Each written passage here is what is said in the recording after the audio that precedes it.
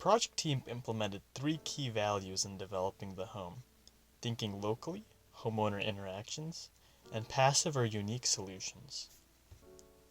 Direct solar solutions are utilized to make the home aggressively efficient.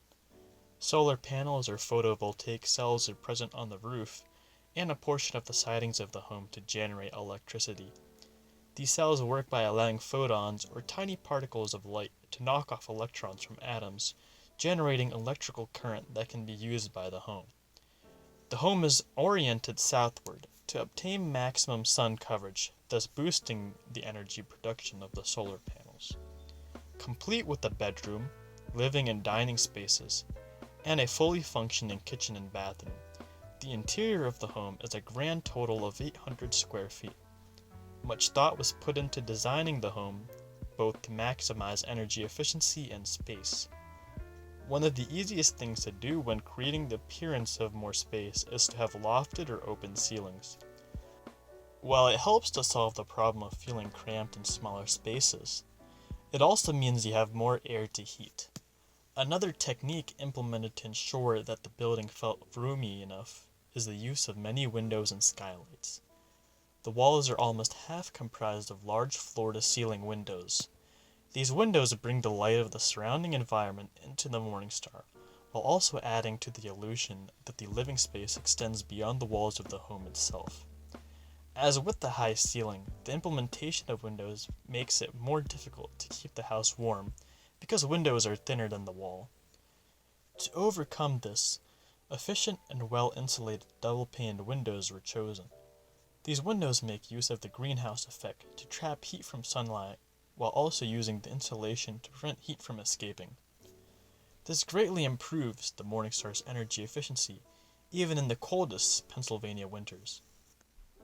Perhaps the most innovative implementation of indirect solar are the milk jugs. These milk bottles get filled with water and are hung from sliding racks that are placed in front of the windows to catch sun rays.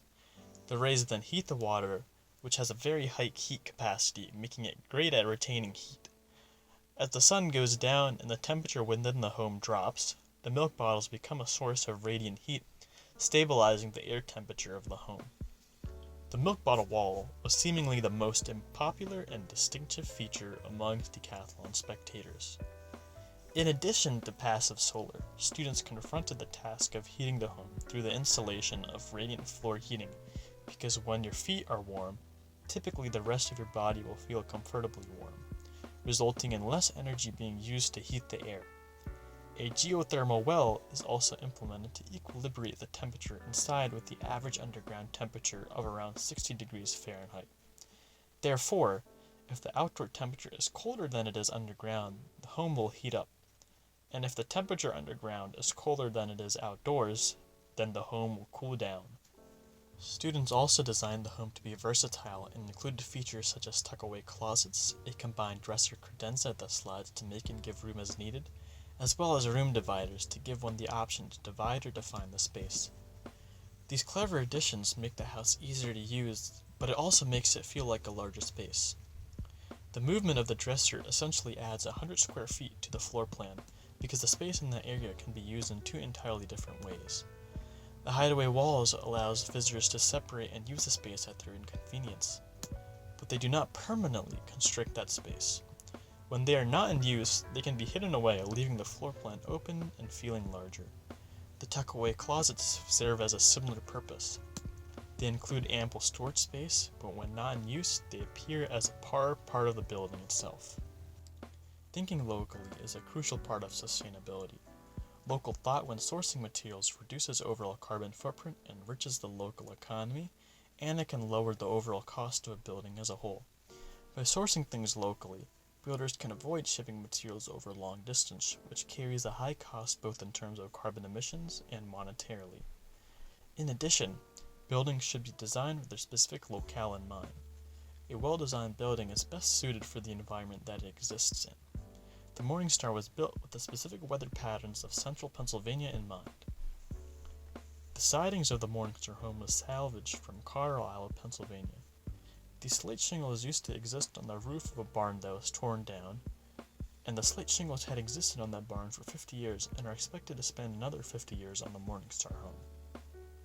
Salvaging materials for use greatly reduces the carbon footprint of the home because there are no carbon emissions resulting from the production of new materials. The slate only involves carbon emissions from transportation, which is minimized due to local sourcing. In addition, the salvaged slate is saved from being thrown out, taking up limited landfill space. The slate also has thermal properties that are well suited to our needs in the solar home, and they are excellent at absorbing heat energy from sunlight.